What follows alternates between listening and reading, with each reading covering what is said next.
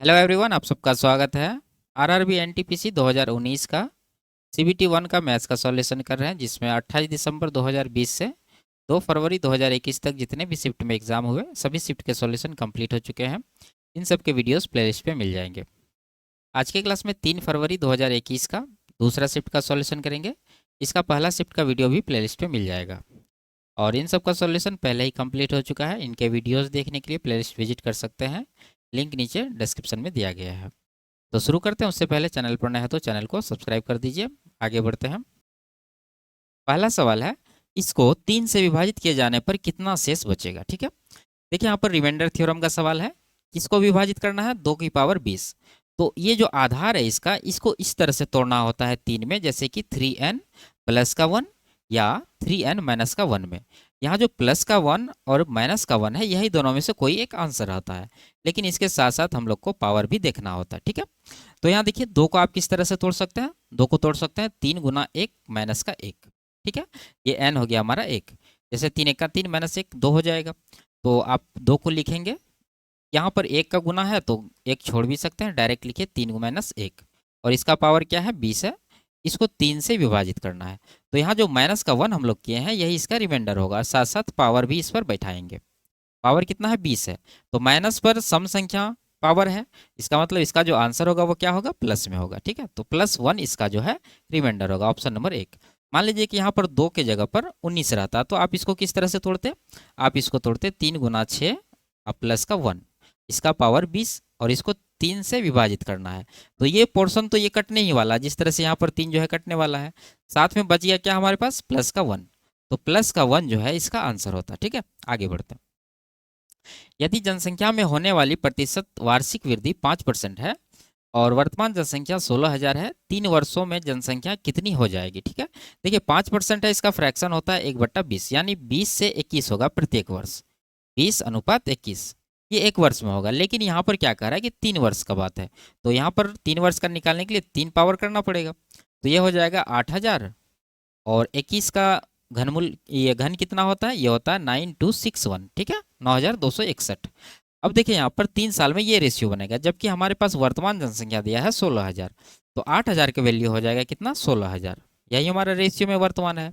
और 3 साल का बाद ये है, तो इसका 2 गुना हुआ तो इधर भी 2 गुना करिए, तो 2 6 दूना 12 बचा 1, और 2 दूना 4 1 5 9 दूना 18, 18 522, ऑप्शन नंबर 1 इसका आंसर होगा। आगे बढ़ते हैं।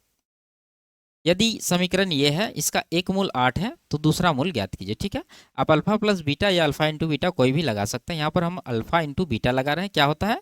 C/A। और अल्फा हमारे पास पहला मूल जो कि है 8, दूसरा मूल बीटा निकालना है। C हमारे पास है 88, और A कितना है? x² का गुणांक 1। ठीक है, तो 8 से कटा दीजिए इसको 11, तो बीटा का वैल्यू कितना आया? 11। 11 ही इसका दूसरा मूल है। आगे बढ़ते हैं। इसका मान निकालना है तो परिमेयकरण पर करना पड़ेगा। √5 - 1 है, तो √5 + 1 से ऊपर नीचे गुना कर दीजिए। तो ऊपर क्या हो जाएगा? √5 + 1 का होल स्क्वायर बना है, जिसको आप लिख सकते हैं √5 का स्क्वायर 5, 1 का स्क्वायर 1 प्लस 2√5। और नीचे क्या बनेगा? ये नीचे बन जाएगा 5 - 1 यानी कि 4। ऊपर जोड़िए 5 1 6 प्लस का 2√5, नीचे हो गया 4। 2 से कटाएंगे 2 बार में 2 2 तिया। ठीक है, तो बचा 3 प्लस √5, नीचे बच गया 2, ऑप्शन नंबर 3 में है। आगे बढ़ते हैं। एक मीनार के आधार से 200 मीटर की दूरी पर स्थित एक बिंदु से देखे जाने पर 200√3 मीटर ऊंची मीनार के शीर्ष का उन्नयन कोण ज्ञात कीजिए। ठीक है, देखिए यहाँ पर मान लीजिए मीनार है, और यहाँ से हम लोग मीनार के शीर्ष को इस तरह से देख रहे हैं, तो यहाँ जो कोण निकल रहा है थीटा, इसी का वैल्यू निकलना है। मीनार का ऊंचाई कितना है? 200√3, और ये जो दूरी है मीनार के आधार से जहाँ से देख रहे हैं वो बिंदु का, वो कितना है? 200 मीटर है। तो यहाँ देखिए, अगर हम रेशियो लेंगे यहाँ पर तो क्या बनेगा? 200 200 कटेगा, √3 है, यहाँ 1 है, तो 1 है √3 है, क्या रेशियो होता है? 1 किसके सामने होता है? 30 डिग्री के सामने, और √3 होता है 60 डिग्री के सामने, यानी थीटा का वैल्यू कितना आ गया? 60 डिग्री। ऑप्शन नंबर 2 इसका सही आंसर है। आगे बढ़ते हैं। चक्रवृद्धि ब्याज पर दी गई एक राशि 5 वर्ष में स्वयं की दोगुनी हो जाती है, कितने वर्षों में यह स्वयं की 16 गुनी हो जाएगी? देखिए 1 से 2 गुनी हो रही है, टाइम कितना लग रहा है? 5 वर्ष। ठीक है, अब यही 1 यूनिट धनराशि कितने वर्षों में 16 गुनी हो जाएगी? 16 गुनी, ठीक है। तो आप देखिए 16 को आप क्या लिख सकते हैं, 2 की पावर 4, और ये 2 पर पावर क्या है, 1 है। तो देखिए यहाँ पर पावर का ध्यान रखना आपको, पावर 1 होने में इसको 5 साल लग रहा है, तो पावर 4 होने में कितना समय लगेगा, 1 का 4 गुना है तो 5 का भी 4 गुना, यानी कि 20 साल। तो 20 साल ही इसका आंसर होगा। आगे बढ़ते हैं। एक वस्तु 250 में खरीदी जाती है, 10% का लाभ प्राप्त करने के लिए इसका विक्रय मूल्य कितना होगा। तो 250 में इसका 10% यानी कि 25 रुपया जोड़ देंगे हम लोग, तो कितना हो जाएगा, 275। आगे बढ़ते हैं। 110 मीटर लंबी एक रेलगाड़ी 90 किलोमीटर प्रति घंटा के चाल से चल रही है। इसे 180 मीटर लंबे पुल को पार करने में कितना समय लगेगा। तो इसका जो दूरी होगा वो क्या होगा, रेलगाड़ी की लंबाई प्लस ये पुल की लंबाई, दोनों को जोड़िए, ये हो जाएगा 290 मीटर, ठीक है। समय निकालना है तो चाल से डिवाइड करना पड़ेगा। चाल कितना है, 18 किलोमीटर प्रति घंटा, तो इसको हम लोग 5/18 से गुना करके मीटर प्रति सेकंड में बदल लेते हैं। तो 5 गुना 5 कितना हो जाएगा, 25। तो 25 से इसको डिवाइड करिए, 5 से कटा है 5 बार में, 5 से ये 58 बार में कट जाएगा। अब 5 से इसको डिवाइड करेंगे तो 11 पचे 55 और 5 छः के 30, 11.6 सेकेंड ऑप्शन होगा। 2 नंबर इसका सही आंसर है। आगे बढ़ते हैं। निम्नलिखित व्यंजक का मान ज्ञात कीजिए, ठीक है। तो देखिए यहाँ पर ये भाग में है तो ये नीचे ही आ जाएगा, यानी कि ये आ गया 0.0025, ठीक है। यहाँ से इसको हटा दीजिए। अब देखिए यहाँ पर हम लोग को दशमलव देखना है, नीचे 4 अंक के पहले है, ऊपर कितना हो गया, 2 अंक यहाँ, 3 अंक यहाँ, 5 अंक के पहले, और नीचे है 4 अंक के पहले, तो जो आंसर होगा वो 1 अंक के पहले दशमलव लगेगा। तो ऑप्शन नंबर डी में है, 1 अंक के पहले, यही इसका आंसर हो जाएगा, ठीक है। क्योंकि कैलकुलेट करने के बाद ये 625 ही आएगा, सिर्फ दशमलव का यहाँ पर अंतर है। आगे बढ़ते हैं। राम 8 किलोमीटर प्रति घंटा की चाल से बिंदु एक्स से बिंदु वाई तक जाता है और 12 किलोमीटर प्रति घंटा के चाल से बिंदु वाई से बिंदु एक्स तक वापस आ जाता। राम की औसत चाल ज्ञात कीजिए, ठीक है। देखिए एक्स से वाई जाना है और फिर वाई से एक्स जाना है, तो दूरी बराबर है, तो एवरेज स्पीड क्या हो जाएगा, 2xy बट्टा एक्स प्लस वाई, यानी कि 2 इंटू एक्स कितना है, 8 है, वाई है हमारा 12, दोनों को जोड़ के 12 8 20 नीचे दीजिए, 2 से कटा दीजिए 10 बार में, 12 8 96 को 10 से डिवाइड करेंगे तो 9.6 किलोमीटर प्रति घंटा इसका आंसर हो जाएगा, ऑप्शन नंबर 2, ठीक है। आगे बढ़ते हैं। एक व्यक्ति को बिग मार्ट में चीनी पर 10% की छूट मिली, जिसके फलस्वरूप उसने 225 रुपया में 25 केजी चीनी अधिक खरीदी। छूट के पश्चात और छूट के पूर्व चीनी का प्रति केजी मूल्य ज्ञात कीजिए, ठीक है। देखिए यहाँ पर ये आदमी 225 रुपया खर्च कर रहा है और इस पर 10% की छूट मिलने के कारण ये 25 केजी चीनी खरीद रहा है, यानी 225 रुपया का 10% कितना हो जाएगा, 22.5 रुपया। 22.5 रुपया में इसको 25 केजी चीनी मिल रहा है, कहने का मतलब यही है। तो यहाँ पर हम लोग लिखेंगे कि 25 केजी चीनी का मूल्य कितना है, 22.5 रुपया, यानी कि 22.5 रुपया। अब यहाँ पर प्रति केजी पूछ रहा है तो 1 केजी का यहाँ से हम लोग निकालेंगे, कितना हो जाएगा, 25 से 22.5 को डिवाइड करेंगे तो ये 0.9 आएगा, इतना रुपया, ठीक है। अब ये पैसा में आंसर दिया है तो 0.9 रुपया को आप क्या लिख सकते हैं, लिख सकते हैं 90 पैसे, ठीक है। ये घटने के बाद का प्राइस है, और यहाँ पर ये तो 90 पैसा ऑप्शन नंबर डी में है, ये तो आंसर हो जाएगा, लेकिन घटने से पहले का भी पूछ रहा है तो वो भी निकाल लेना चाहिए। तो देखिए यहाँ पर 10% घटने के बाद 90 पैसा है, तो इसका मतलब घटने से पहले कितना होगा, 100 पैसा होगा, ठीक है, यानी कि 1 रुपया। तो 90 पैसा और 1 रुपया इसका आंसर है। आगे बढ़ते हैं। इसका मान निकालना है, सिंपल सा है, आप लोग अपने से निकाल लीजिए। आगे बढ़ते हैं। कारण निम्नलिखित में से कौन सा विकल्प इसके मान को दर्शाता, तो यहाँ पर अगर इसको ए माने तो ए स्क्वायर, यहाँ पर बी स्क्वायर बना, ठीक है। तो यहाँ पर देखिए क्या होता है, ए प्लस बी इंटू ए माइनस बी, यानी एक बार दोनों को जोड़िए तो कितना होगा, 2 1 3000 में 2 माइनस करेंगे तो ये हो जाएगा 2998, ठीक है।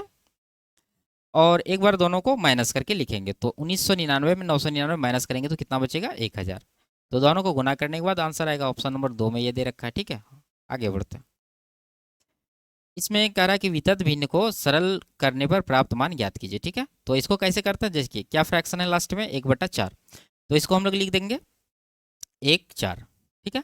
उसके बाद देखिए कितना जोड़ना है, 1 2 3, 3 स्टेप है, तो 3 बार यहाँ पर आप खाली स्थान छोड़ दीजिए।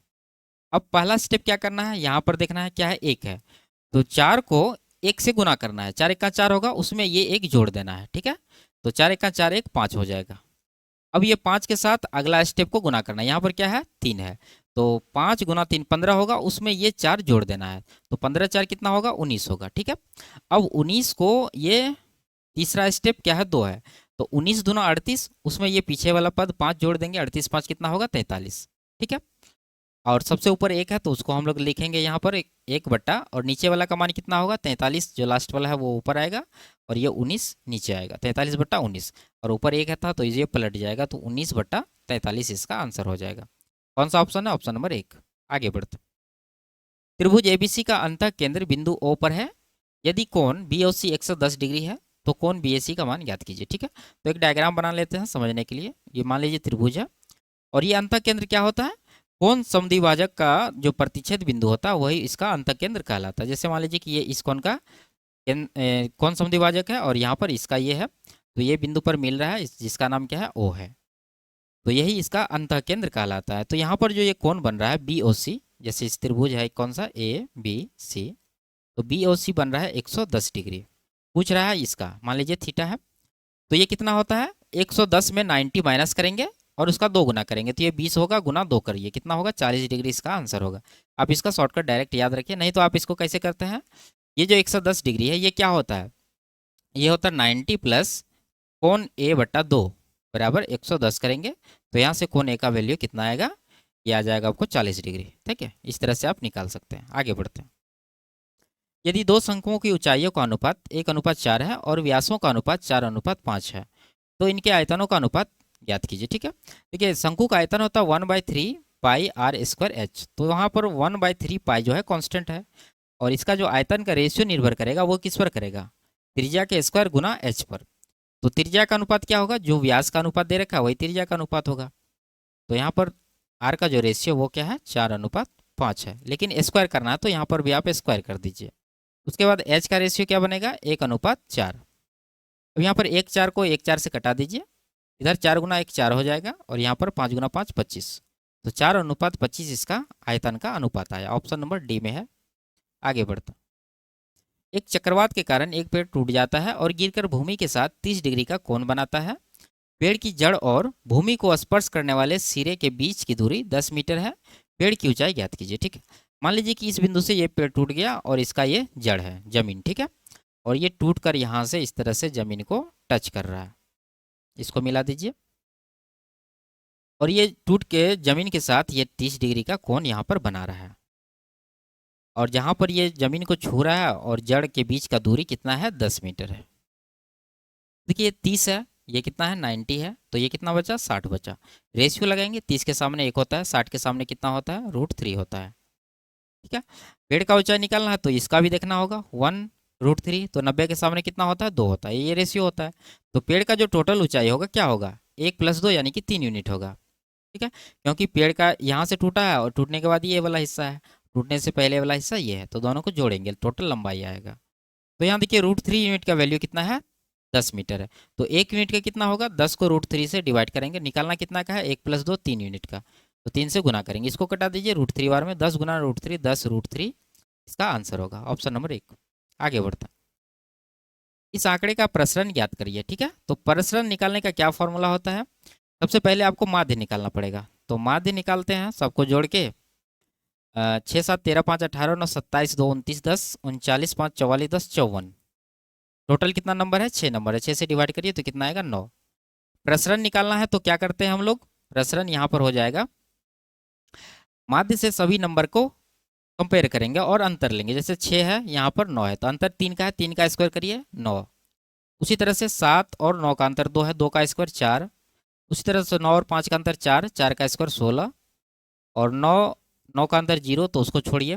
12 और 9 का अंतर 3, 3 का स्क्वायर 9, 12 और 15 अंतर है 6 का, 6 का स्क्वायर 36, और इसको फिर से टोटल नंबर कितना है? 6, तो 6 से फिर से डिवाइड करेंगे, तो जोड़िए 9 4 13, 13 और 16 29, 29 9 38, 38 6 44 30 74, इसको 6 से डिवाइड करिए, 2 से कटाएंगे 3 बार में, 2 से 37, यानी 37/3 इसका प्रसरण होगा। ऑप्शन नंबर 2 में है, ये इसका सही आंसर होगा। आगे बढ़ते। 3 घंटियाँ एक साथ बजना आरंभ करती है, उनमें से प्रत्येक इतना सेकंड और इतना सेकंड के बाद बजती है, कितने सेकंड बाद वे पुनः एक साथ बजेगी? तो वो जो सेकंड होगा वो क्या होगा? इन तीनों का एलसीएम होगा, तो एलसीएम निकालेंगे। तो डेसिमल में तो आप इसको या तो फ्रैक्शन में निकाल के कर लीजिए, नहीं तो आप डेसिमल को पूरी तरह से हटा दीजिए, दोनों में से कोई एक मेथड यूज कर सकते हैं। तो यहाँ पर हम मेथड को फ्रैक्शन से करेंगे, तो यहाँ से डेसिमल जब हटाएंगे तो नीचे 100 आएगा, यहाँ से हटाएंगे तो नीचे 10 आएगा, यहाँ से हटाएंगे तो नीचे 1000 आएगा। घटा दीजिए इसको 25 से, ये आ जाएगा 1/4, यहाँ पर 1/10 और यहाँ पर ये कट जाएगा 8 बार में, ठीक है, तो 1/8। तो इन सब का एलसीएम निकालना है, तो एलसीएम निकालने के लिए क्या करते हैं, ऊपर वाला का एलसीएम, यानी कि तीनों एक ही है तो एक एक एक का एलसीएम 1 आ जाएगा, और नीचे का एचसीएफ, एचसीएफ कितना है, सबका एचसीएफ 2 आएगा, तो 1/2 यानी कि 0.5।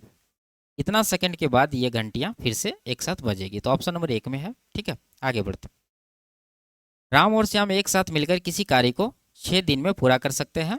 श्याम उसी कार्य को अकेले 8 दिन में पूरा कर सकता है।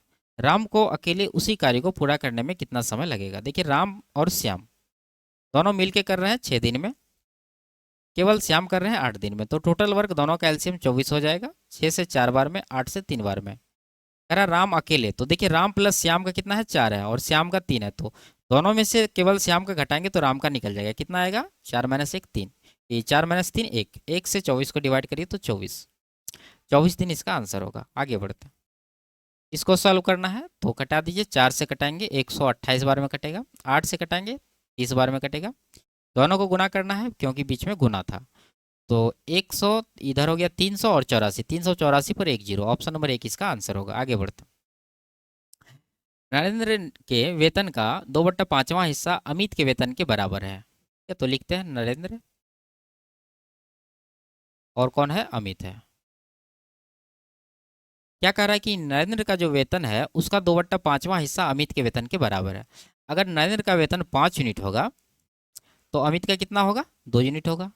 उसी तरह से यहाँ पर भी अमित का वेतन का 7/9वां हिस्सा अरुण के वेतन के बराबर है, तो यहाँ पर लिखिए अमित और कौन है, अरुण है। क्या कह रहा है कि अमित के वेतन का 7/9वां हिस्सा, तो अगर अमित का वेतन 9 यूनिट होगा तो अरुण का कितना होगा, 7 हो जाएगा। अब इसको बैलेंस करना, देखिए यहाँ अमित कितना है, यहाँ पर 2 है, यहाँ पर कितना है, 9 है, बराबर नहीं है। तो बराबर करने के लिए इस 9 से यहाँ पर गुना कर दीजिए और ये 2 से यहाँ पर गुना कर दीजिए। लेकिन यहाँ पर आपको देखना होगा कि नीचे 9 से गुना करिए तो ऊपर भी करना होगा, नहीं तो गलत हो जाएगा। उसी तरह से यहाँ भी 2 से गुना करना होगा। ऊपर हो गया 45, नीचे हो गया 9 दूना 18, और इसी तरह से यहाँ पर 9 दूना 18 और नीचे हो गया 14। देखिए अमित है दोनों जगह, दोनों दोनों 18 बराबर है, ठीक है। क्या पूछ रहा है कि वेतन का योग 770 है, तो नरेंद्र, अमित और अरुण का वेतन क्या होगा। तो तीनों का योग निकालिए, 45 18 और 14 है रेशियो, 45 18 और 14, तीनों को जोड़िए, 40 10 50 10 60 12 72 5 77, 77 यूनिट। ये जो सवाल में दे रखा है 770 रुपया, इसके बराबर करेंगे। ये कितना गुना है, 10 गुना। तो पहला नरेंद्र का जो हो जाएगा हिस्सा वो कितना होगा, सब में एक एक जीरो लगा दीजिए, 10 गुना करना है तो 450 180 140, ऑप्शन नंबर 2 में है, ये इसका सही आंसर होगा। आगे बढ़ते हैं। जया और हेमा एक अपार्टमेंट की सफाई 30 दिन में कर सकती है, ठीक है। जया है प्लस हेमा है, ये 30 दिन में कर सकती है।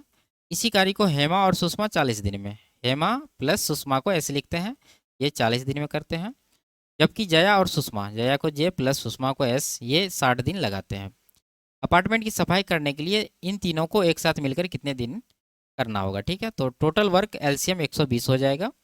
यहाँ 4 होगा, यहाँ 3 होगा, यहाँ पर 2 होगा, ठीक है।